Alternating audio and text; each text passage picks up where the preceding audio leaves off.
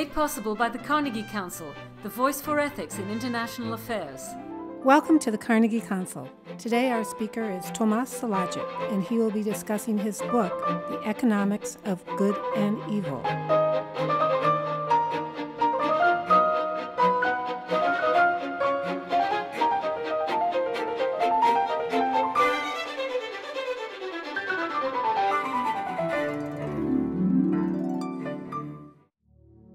Economics is innately laden with morality and value judgments, according to economist Tomas Sedlacek. Stay tuned, and he'll explain why that matters in light of the global financial crisis. Does the system behave the way we like it to behave? And the answer to this question is no. It produces results that we are unhappy with. Some of them, not all, but it does. If you actually go down Amazon or any other bestseller list, I challenge you to do this. It's a wonderful exercise. Bestsellers in economics, what will you find? 99% of these books are books extremely critical of capitalism. You will hear words irrationality, myth, crisis, collapse, evil, etc., etc. There is not a single book that actually goes on praising the advantages of this beautiful system called capitalism. So does the system behave the way we want it to behave is ultimately a moral question, one that we are banned to ask. Because economics is supposed to be a positive science, not a normative science. The difference is clear. Positive statements should describe things as they are. Facts only, baby. Whereas a normative statement describes the things the way we want them to be. Let's take Milton Friedman, who was of course, the biggest proponent of this positive economics. He wrote this famous essay, Economics as a Positive Science. In that essay, on the first page, you will find the following sentence.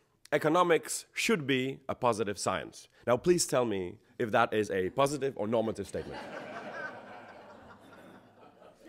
So you can't even say it without being normative, because obviously if economics was a positive science, then that sentence would be redundant, and all he's saying is I, Milton Friedman, would like it to be different than what it is, and I would like it to be value-free. And by the way, value-free is a huge value.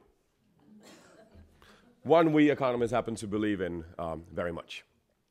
So even linguistically, it is impossible to have social science as a positive science. Now let's take a leap and try and connect economics with pop culture, and let's take a look at horror movies. Now, what happens if you separate the soul from the body? We each have a soul that has a body, or a body that has a soul, any way you like to look at it, and we are together. The soul gives it meaning, humanity, and the body is sort of a machine, if we take it if I simplify this. What happens in horror movies if you divide these two? If you take the body and you rid it of a soul, you get a zombie or any other form of undead. And if you separate the spirit from the body, you get a ghost. So if you disjoin these two, it's not good. The common plot is, I don't know, I have a lover, she becomes a zombie, and she starts attacking me. She's no longer this beautiful, I don't know, Joanna or Jacqueline or whatever she was. She now becomes a mechanistic animal that only wants to eat and reproduce by biting. And spirits haunt us, and the fear we get from spirits is different. Spirits don't attack us in most of the horror movies. They just stare.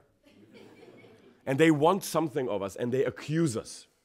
It's as if a superego. And they haunt us or attack us because of some moral misdeed which we did.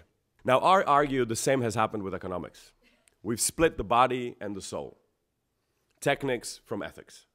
And what you get is a zombie that attacks, optimizes, maximizes, is mechanic, doesn't have a soul, doesn't have a purpose, and it's doing sort of vegetative functions, which is eating and multiplying, on the one hand. On the other hand, we have ridiculous moral standards that blame us, that condemn us, and that know nothing. And this is what happens when you separate the two. And this is what we've done. We are here feeding a zombie. We are not directing the body as we should. The soul represents kindness, humanity, purpose, aim, meaning, poetry, whatever. And it is not, and this I think is a new thing, it is not well when it is alone. Ethics do not do well when they are alone, nor does philosophy, nor does poetry, nor does anything else. This thing needs to be together. In the beginning, economics was ethics, basically, and nobody tried to separate it. In fact, we had to go through a huge effort to separate it. And it has led to results that are ridiculous. So we are trained, and those of you who studied economics, we are trained not to have things value-laden, and it's impossible to do it. Well, let's take a more specific example. You have an analyst answering a question in TV. What was the inflation in, I don't know, May? And the analyst says, oh, it was 0.4 percentage points. What's the next question? Is that good or is that bad? And often you don't even have to ask the question. The analyst rushes, oh, and the Fed should or shouldn't, and this is good, and this is bad, and blah, blah, blah, blah, blah. So you see it's embedded in the most simple example of our everyday economy. In the beginning, interest rate was extremely moral. A moral issue. You can go down, and all the ancients were extremely critical of usage of interest rates and usury. For reasons that we don't really understand, you can go Aristotle, you can go Old Testament, you can go Holy Quran, you can go New Testament, you can go into Vedas, you can go anywhere you want to. All the ancients said, there's something spooky about it. Avoid it. We don't know exactly why. The best argumentation, logical argumentation against interest rate was done by Aristotle. Still very weak argumentation. Okay, fast forward till today. What have we done? We have made interest rate a cornerstone of our society. Our society is unimaginable without it. In fact, I think we'll go down in history as the dead age. Like we had Iron Age and whatever, Ice Age. We have dead age. There's never been a society as dependent existentially on debt. In America, you graduate, you're indebted already. You very rarely start a business without initial injection of debt. What is the problem of an interest rate? Well, interest rate makes money time travel possible. It's like in Star Trek. Beam me up, Scotty. And the teleporting machine is called interest rate. If we didn't have interest rate, money could not travel in time. Let me give an example. If I borrow $10,000, it looks like I'm borrowing it from a bank or from a friend or from, not likely, mother-in-law or father-in-law. But what I'm really doing is I'm just teleporting my future income into present. It doesn't really matter who is the interceptor or the mediator of that. But I am vacuum cleaning my energy, consumer energy, from the future to present. In this, interest rate is similar to alcohol. How? Well, alcohol can also time travel energy over short distances and only one direction. On a Friday evening, when we feel we are jumping up and down the bars and we suddenly can sing and we're very sexy and we talk to girls, in my case, that I would never have the guts to talk to, and what's even more surprising, they talk back. We often think that this extra energy and this jouissance is brought to you by alcohol. No. The only thing alcohol does, it vacuum cleans and teleports your Saturday morning energy into that Friday evening. But the energy of the weekend is constant. Now, it is fine to get drunk on a Friday evening if you have nothing important to do on a Saturday morning. It is not clever to get drunk on a Sunday evening if you have something important on a Monday morning, which a lot of people have. Now, where's the allegory tie into interest rate? This, I think, is one way how to read the crisis. And this is why I think the ancients were so afraid of interest rate, because there, the time travel is over 40 years. And there is no mathematical or any other way how to see the future 40 years ahead. We can, with some reasonable foresight, we know what's going to happen tomorrow morning, and I know if I have a meeting or not. Most of these joke movies are when this collapses. Suddenly, you know, you're drunk and, oh, I have an important meeting to do. So it's funny and laughable. But in fact, there's nothing funny about having a hangover on a Monday morning. So 40 years there, 40 years back, this is one way how to read the crisis. We've landed with zero energy being hangover on a Monday morning where we need this energy. And that's why this is scary. That's the scary part about interest rate, and that's the spooky part of interest rate. Our problem today is not technical. The technicality we've done well. The problem is elsewhere, and this problem that we're in will not be remedied by technicality. It's like you have the zombie without a soul. My argument here, we have to put it back together, because the way we do it is we have this fancy, this is I think the story that we have in our heads. There is the economy, which is value-free, robot, it is God-given, it is unchangeable, it has laws of nature that was always here, and there's nothing you can do about it. The only thing you can do about it is bring in the state or NGOs or some sort of charity to cushion it, okay? So that the poor are not as poor, so that the rich are not as rich, and we create artificial pillows around it. But we never touch the very engine of economics. There we believe it's physics. We've built purposely economics, which is a social science, as physics. If you open a textbook of economics, it will look like a physics textbook from a distance. Graphs, simple causalistic equations. No wonder we've created a zombie. It was alive, we are studying human beings, and we use the tools of studying dead objects, because that's what physics studies. It studies dead objects, which is fine as long as it is dead objects that you're concerned with. But not human beings and not organic society. Thank you. Most people would agree that the fiscal crisis of 2008 was basically due to the irresponsible acts of the banking sector, the financial services sector. And many people thought that as a result of that, there would be a significant movement towards the left. But in fact, since 2008, if there's been any significant political movement, it's been to the right. We've had elections in Britain. We had elections in this country in 2010. It appears that Sarkozy is going to have another term. Angela Merkel and the Christian Democrats seem to be the only realistic government in Germany. And in fact, if there is any political energy, it appears to be coming from the right, not from the left. Yep.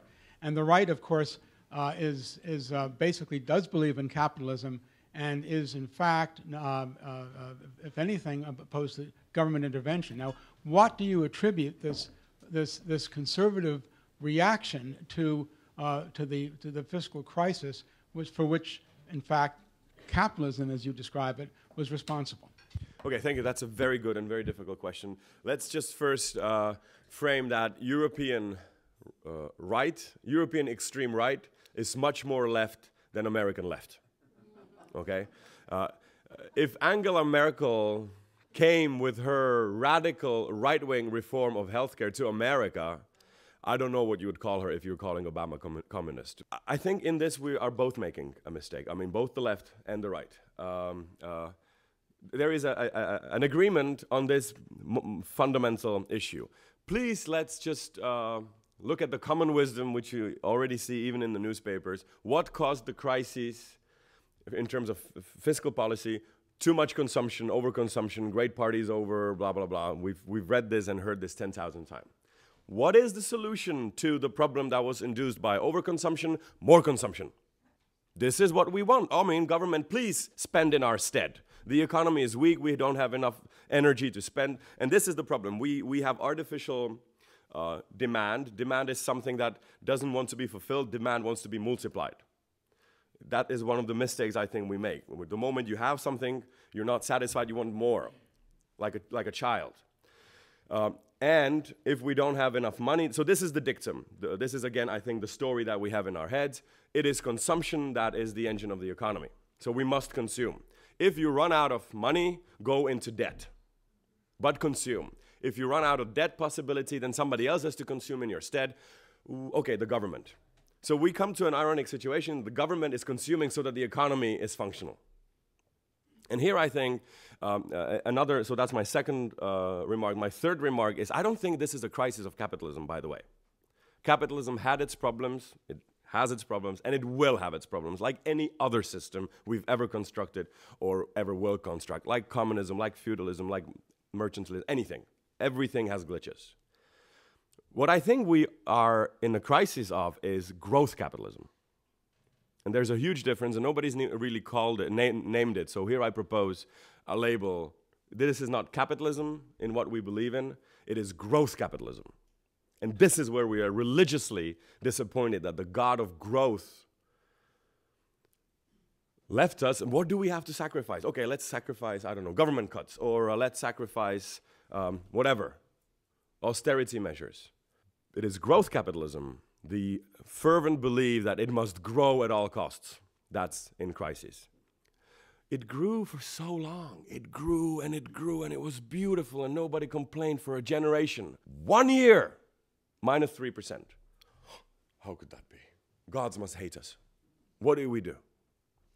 So it's growth capitalism, and that crisis is correct, and it should be there, because how can we only, and this I'm quoting, of course, the book of Job, how can we only take the good things from the Lord, in other words today, the market, our God, impersonal God. And this is another thing, going back to the beginning of ethics. We feel that markets are moral value-free. In fact, the opposite is the truth. They dictate values. They say water is more expensive or less expensive than Coke. Therefore, value of water is less or more depending on the price. Wine is more expensive. So there is this impersonal God called market that dictates values, aka prices. How that God got born is in dispute, but usually the story in economics is that there once upon a time this individuals and free will constructed this God called the market, but the market dictates back. It tells you your value in terms of wage. It tells you the value. And it was too much consumption that led us into this situation. The solution is more consumption. This doesn't work. There is no way we can continue believing that it's consumption that is driving us forward. And it is, by the way, it was artificial level of growth. It was built by debt. You said that the market drives morality in certain circumstances. You quoted the example of water costing more than Coke. In my country, New Zealand, which is the world's largest trader in milk, there is a common lament that milk costs more than Coke. And people say that's bad, that's immoral. Now, is that a case of the market driving the outcome, that milk costs more than Coke, or is it a moral judgment that is being made externally that milk shouldn't cost more than Coke? It's both. I come from a country where beer is cheaper than water, so I know what you're talking about. That I think is very moral. But my point here is you can't really separate it. Oscar Wilde said that, and this is a slight paraphrase, economist is a man who knows the price of everything and the value of nothing. And this is it. Economists can say almost nothing about value. I can only talk of price. And the only situation price exists is in a situation of a market. I definitely don't think there is a market for this leftover water. So I don't know the price of this water. I need a market to tell me the price. And here we are ready to give our subjective, the way we feel things should be valued, which is your question. And we subject ourselves to the dictate of price. So we often make a mistake that we equate price with value. You mentioned interest rates. Could you give us your thoughts about interest rates and inflation? Yeah. So, okay, so let me start with interest rate and morality. This is the way we construct interest rate. Let's imagine I'm a bank and you are Greece or California or whoever. So you come to me, I need $2 billion, and what will I do? I will construct an interest rate based on the probability of what? Of your bankruptcy. This is the underlying archetype of an interest rate is the possibility of default. I construct everything around it. The only thing that I care when I give a loan is the probability that I get it back or not. I don't care about the value, really. Of course, that's a part of it, but really the question is, will I get my money back at certain interest rate? Okay, so let's say that you are Greece, so this is the year 2007. I already have some issues, so I charge you 6% interest rate over 2 years. I do that, we make that deal, and I come to a third party and I insure that investment, and that was called credit default swap. In other words, I have lent money to Greece, I want to insure it, and you say, okay, for 3% or whatever, 2%, I will, in case she defaults, you will not lose your money, I will pay it for you as a sort of an insurance. Fine. All right, good. It all sounds, and we have technical analysis and billions of papers and studies, and we read in the newspapers, oh, the credit default swaps went up by 20 percentage basis points. Okay, but what happens in the situation where this thing called bankruptcy, around which the whole interest rate is calculated, actually materializes? The whole construct breaks down. This is what happened in Greece. This is what happened in any other. This is why I think in the huge picture, economic justice, because we should be fair here.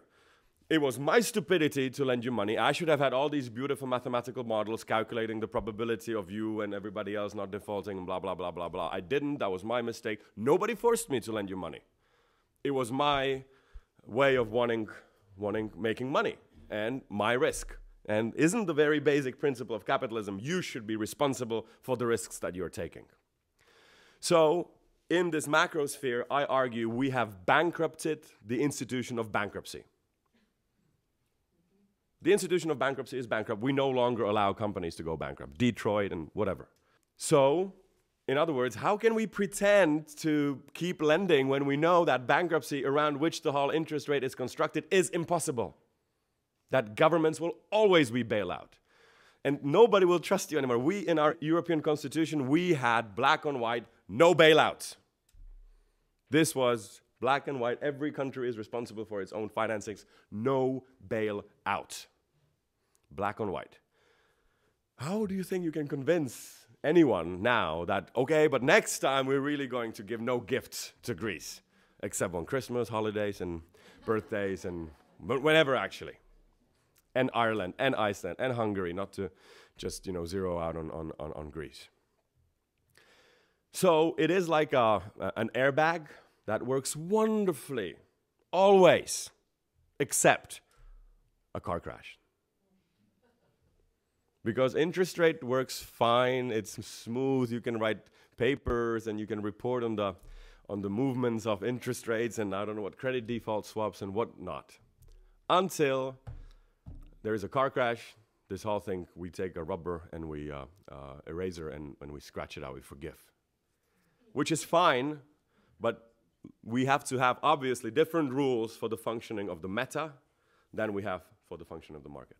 So if you could close your eyes and dream, okay.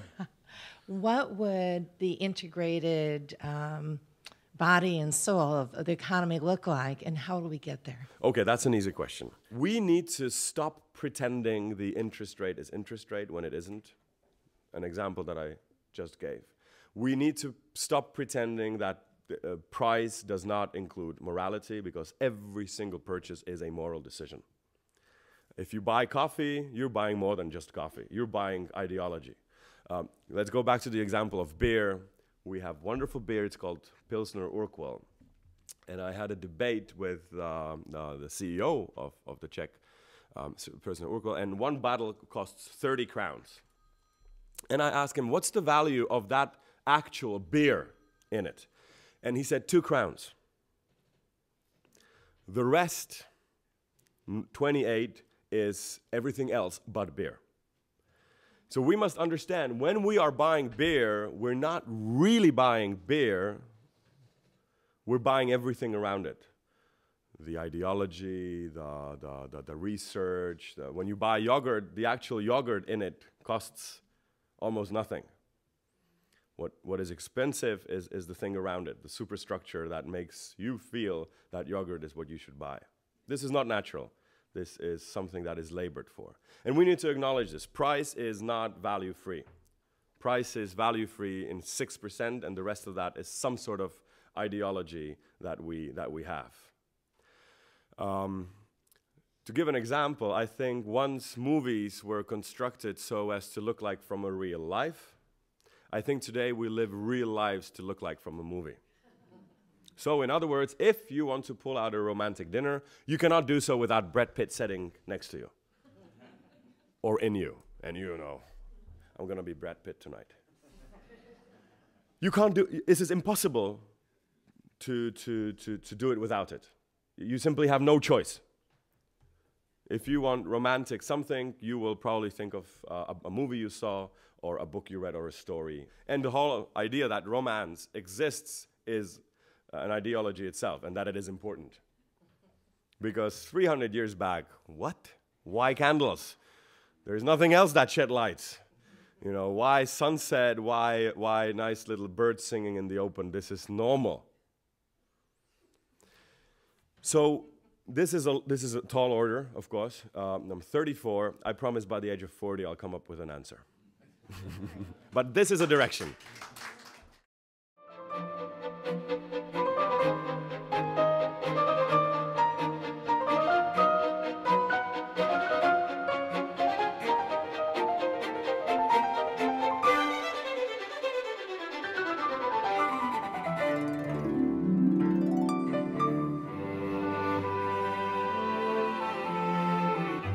Made possible by the Carnegie Council, the voice for ethics in international affairs. For more information, see www.carnegiecouncil.org.